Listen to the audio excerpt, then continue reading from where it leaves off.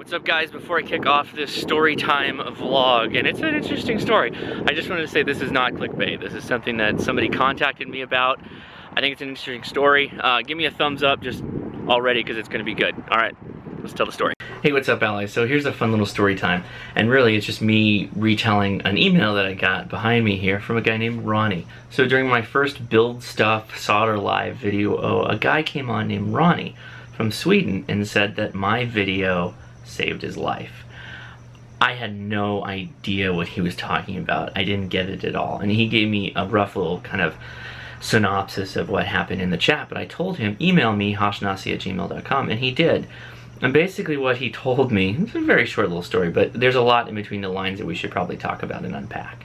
So a year ago or so, he saw my ham radio crash course video on getting licensed, and he went out and he actually got licensed about a year ago. And then a couple days, weeks, he didn't really go into detail, but he went on a hike in the forest and he got lost. Turns out that he had his Baofeng UV6R, which is... No, this is a UV5R. Anyway, a radio kind of like this guy. Had this radio on him, and while he was out on his walk, again, got lost, started calling for help.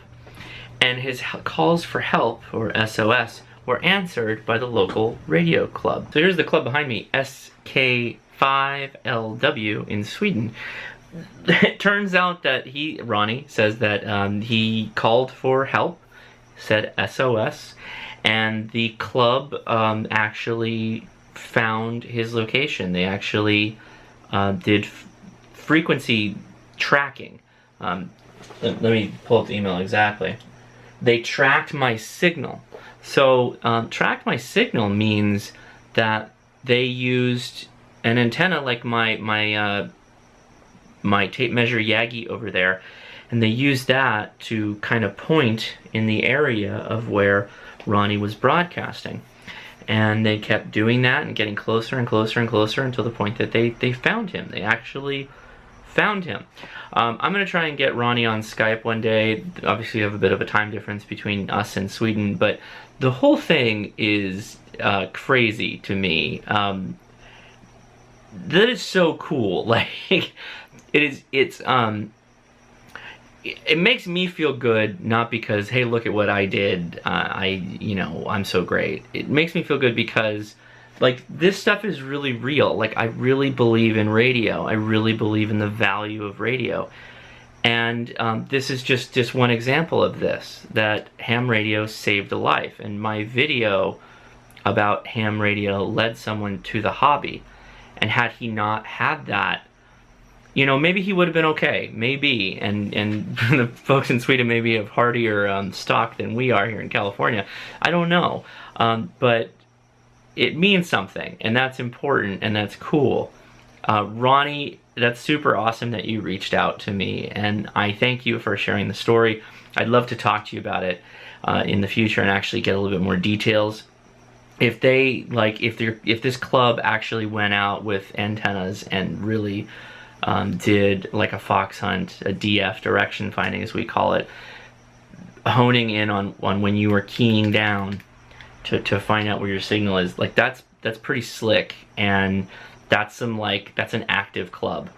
Not a lot of clubs are like that around here, and so if you found a club that does that level of work and has the capability, understand, guys, it's not just a matter of, like, we wanted to get involved in direction finding, so we had a meeting and we did a couple of things where we built antennas, and then finally after a couple of months we were ready to go out and actually do DFing.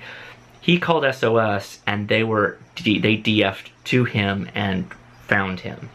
That's proactive stuff. Like that, there's only a couple like groups that I know down here that are into this kind of stuff, and that's awesome. Like, that's super cool.